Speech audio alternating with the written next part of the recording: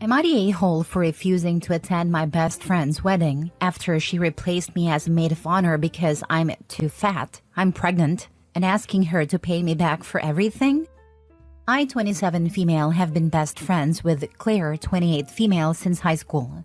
When she asked me to be her maid of honor, I was thrilled and went all out to make her wedding special.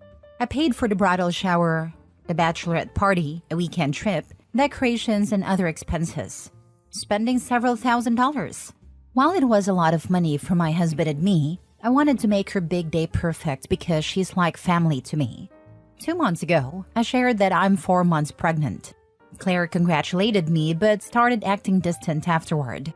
She excluded me from conversations about the wedding and made passive comments about how hard it is to coordinate when people are distracted. I brushed it off, thinking it was just wedding stress. A few days ago, she sat me down and told me she didn't want me in the wedding anymore. Her reason? I'm getting too fat, and she doesn't want me in the pictures. She said she has a specific vision for her wedding, and I no longer fit it. I was devastated. I asked if this was about my pregnancy, but she insisted it wasn't personal. She said she was replacing me as maid of honor with another friend who fit her aesthetic. I told her if I wasn't in the wedding, I wouldn't attend at all. I also handed her the receipts for everything I'd paid for and told her she or her fiancé needed to reimburse me, since I'd only spent that money as her maid of honor. Claire flipped out, calling me selfish and accusing me of trying to ruin her wedding. She said it was tacky to ask for the money back, and that expenses like these were my responsibility as maid of honor.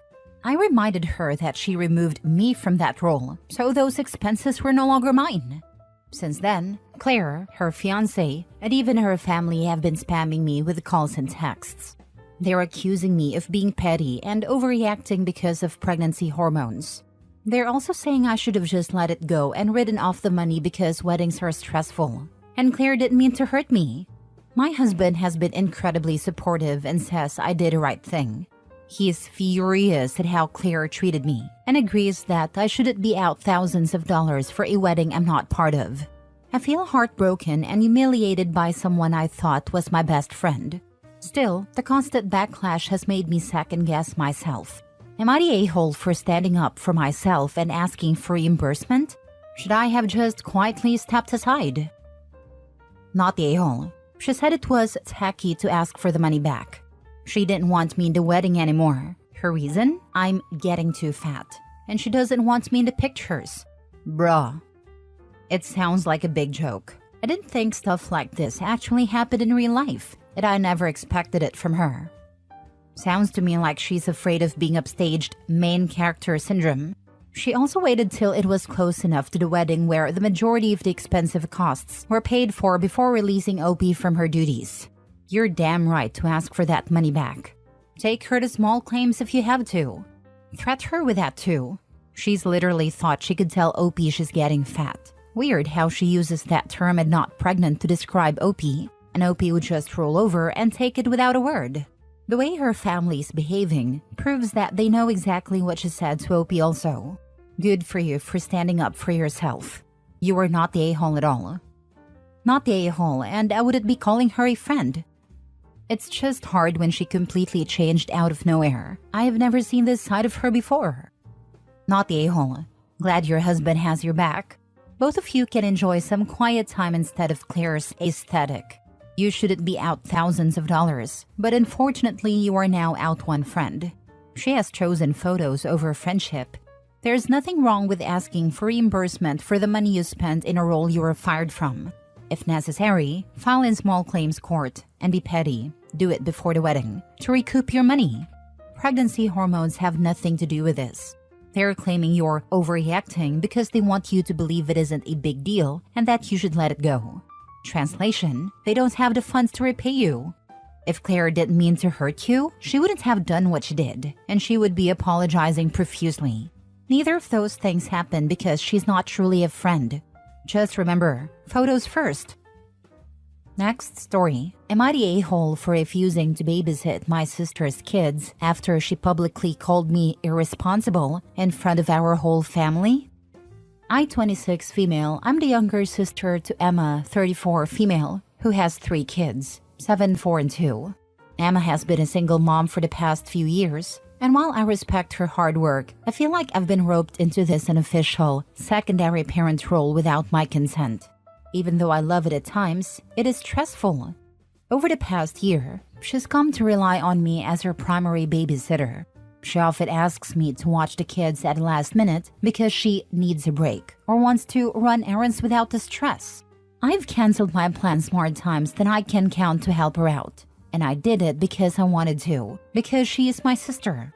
But last weekend, I finally had something I was looking forward to, a close friend's birthday dinner. I'd been helping her plan it for weeks, and we were supposed to have this amazing girls' night at a fancy restaurant, followed by karaoke, something I never get to do because of how much I'm helping my sister. On the day of the party, Emma texted me in the afternoon, asking if I could watch the kids for a few hours so she could recharge. I told her I couldn't because of my plans and expected her to respect that, which she seemingly did. I assumed she found someone else or worked it out in the end. Then, fast forward to the next evening at a family dinner. Out of nowhere, Emma goes off on me in front of everyone, saying I'm irresponsible, self-centered, and that I have no idea what it's like to be a real adult, since I don't have kids of my own. She even went on about how she sacrifices everything for her kids while I party around like a teenager. I was mortified and honestly heartbroken. This was in front of our parents, aunts, uncles, everyone. After dinner, I told her that I was done babysitting until she could apologize and start treating me with respect. She's been furious, saying I'm abandoning her and that family should be there no matter what. It made me feel really bad, and I felt as if I had abandoned her as a sister with this demand. My mom, of course, took her side, saying I should let it go because Emma's stressed and just needs my support as she is a single mom and yada yada yada. I get that being a single mom is tough, and I am her sister, and she has helped me out a lot too. But on the other hand, I feel like I'm being guilt-tripped and treated like her backup parent, not even a babysitter who can have other plans.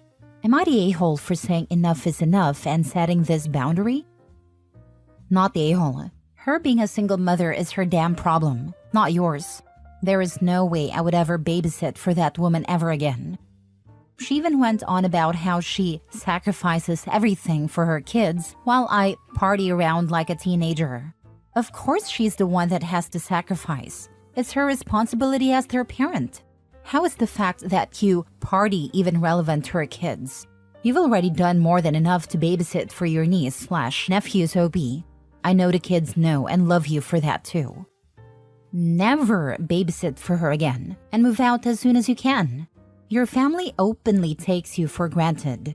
Your sister thinks you're her servant, not the a-hole. Setting boundaries is crucial. Your sister needs to realize you have your own life too. Don't let her guilt trip you into babysitting again. Not the a-hole. Not the a-hole. Babysitting doesn't mean signing up for lifelong on-call backup. If Emma wants support no matter what, maybe she should start with respecting your plans. She can't roast you in front of the family and then expect you to be her go-to. Boundaries aren't abandonment, they're just healthy. Edit. Okay, so lots of people in the comments encourage me to set up firm boundaries. Lots of great advice here in my opinion. Everyone's so positive and reminding me that boundaries are key. Now I see that I really do need to hold firm on them. Setting limits is something I've struggled with, especially when it's family. No apology from her yet, but I'll stay strong. Thanks so much for the support. Next story. Am I the a-hole for not doing everything to help my parents afford treatments for my brother? When my brother 18 male was 4 and I 16 male was 2, he was diagnosed with blood cancer. He'd been sick for a little while, and our parents initially thought he had a flu or something. Because they didn't get him the help right away, they felt guilty and devoted every second to him from that point forward. It was supposed to be until he was cancer-free, but by the time we were 8 and 6, and they had become so used to focusing only on him. I spent most of my time with an uncle who lived nearby or with neighbors when my brother was undergoing treatment. My uncle didn't like having me around, and the neighbors were busy with their own kids, so I got used to being ignored and forgotten. When my brother was finally back home and I wasn't sent away anymore, I was already used to being alone and taking care of myself. My relationship with my parents has never been close, and it's the same with my brother. Both of us feel more like only children, and he's given me a hard time for telling our parents that I'd like some of their attention too. They always told me he needed it more, and he considered me a drama queen. The last time I said anything, which was about 3 years ago, he said he didn't realize boys could be as dramatic as girls. My brother's cancer came back 5 years ago, but it was dealt with early, and he didn't have treatment for very long. After that, he seemed better in all ways. He had more energy, his appetite was better, and he was doing things he'd never had the energy to do before. About a year ago, my mom's parents moved closer to us and they focused on me, which bonded us quickly. I now spend a lot of time with them, even spending the night there sometimes. I also shifted my focus completely away from my parents and no longer sought their attention. In July, my brother's cancer returned again, but it's different this time. I wasn't given much information. Treatments are complicated, and there's talk of him possibly going to Germany and maybe Switzerland for treatments we don't have here. My parents have been working more hours to help pay for this, and I've been spending even more time with my grandparents. My absence wasn't noticed until my parents wanted me to help raise money and maybe get tested if necessary. They suggested I could start fundraisers and get a job. I already have one, but my parents never noticed. I told them I wasn't going to help with that, and that it was up to the three of them to figure it out. They yelled at me, but my grandparents stepped in and said I wasn't responsible for this. My parents argued that it's about helping family, my own brother, and asked how I could even consider not doing everything to help. Am I the a-hole? Not the a-hole. First off, you deserve the same love and attention from your parents, who are morons, not only for ignoring you but expecting you to help pay for treatments. You are a child, not the parent, so it's not on you to do anything of that BS. Second, I don't care what condition your brother has. That doesn't give him the right to treat you badly or act like a spoiled brat. He should have been called out on that long time ago and put in his place. And third, the he's your brother/your family card is a load of crap. You don't owe him or anyone else a thing, but he and your parents are a-holes and need to get over themselves. Just like they need to realize what crappy people they are for doing all of this to you. And parents wonder why glass children abandon them when the golden child is no longer available. My sister was very sick growing up. It was always, your sister comes first until she's healthy. But when she was healthy, they did their best to make it up to me. Even when she was sick, they rarely, if ever, missed my events. If my sister acted out, as all kids sometimes do, she was lectured, just because you're sick doesn't mean you can act like an a-hole. I think most compassionate siblings understand when their brother or sister is sick. It's okay to take a backseat occasionally, to be understanding occasionally, but it's never okay to be second for so long that they don't even notice you're missing. Your parents succeed in dealing and taking care of your sick sister and raising her without basically abandoning you. Kudos to them. Last story. Am I the a-hole for asking for the unborn child's child support? My partner, 31 male, and I, 32 female, have been together for 2.5 years. We've known each other for over a decade, and our friends and family get along well. He proposed to me in March this year. I got pregnant in July, and we got married in August. In August, we started arguing a lot. I wasn't working at a time, and my partner had just started a new job. The hormone changes impacted me mentally, and I was depressed. My partner is Canadian, and we were living overseas. He wanted to spend time with his friends in Toronto, and even though I needed him to stay with me during my difficult time, he left. I joined him as soon as my OBGYN cleared me to travel. Things felt a bit better after arriving in Toronto. We stayed at his father's house in the suburbs because his actual house was rented out to his friends. We talked about starting our life back in Toronto. He seemed happier surrounded by his family and friends, and I decided to give birth in Canada. But there were issues with housing, visas, and healthcare. I asked my partner to sponsor my PR so I could stay in Canada with him. He said he would, but he never did. During this time, my needs for emotional support, visa support, and financial support were never met. He started stonewalling me and told all our mutual friends his negative perspective of me.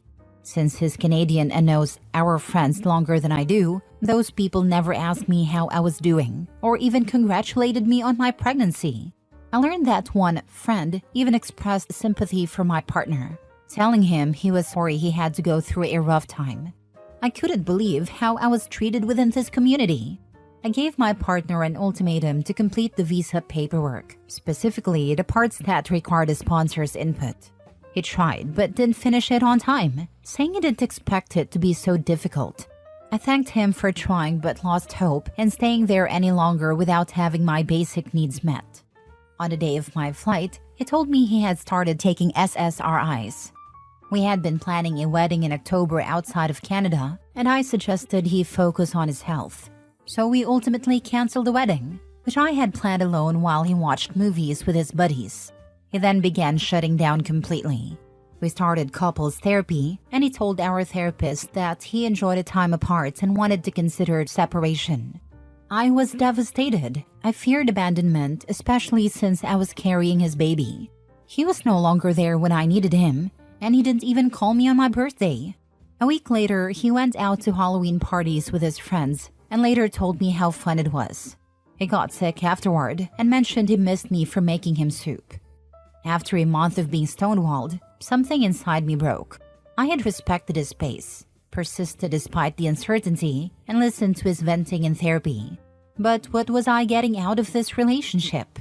I realized it was nothing. Nothing in this relationship was serving me.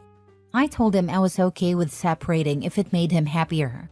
He responded, "Sure, if that's what you want." At this point, I figured he had commitment issues and disliked taking responsibility for decisions. I told him he should at least be responsible for child support after the divorce. He said I was being ridiculous. Am I being ridiculous? Is a depressed white man allowed to do whatever he wants for as long as he wants and still feel righteous? Not the a-hole. Child support isn't about him. It's about making sure the baby is supported. If he's ready to party but not parent, it's fair to ask him to step up where it counts. Child support is essential for the child's well-being. His right to enjoy life shouldn't overshadow his responsibilities as a parent, especially during such a crucial time. Not the a-hole. I would assume that the child's father is responsible for paying child support in most jurisdictions. Thank you. I believe so too. Really appreciate your input.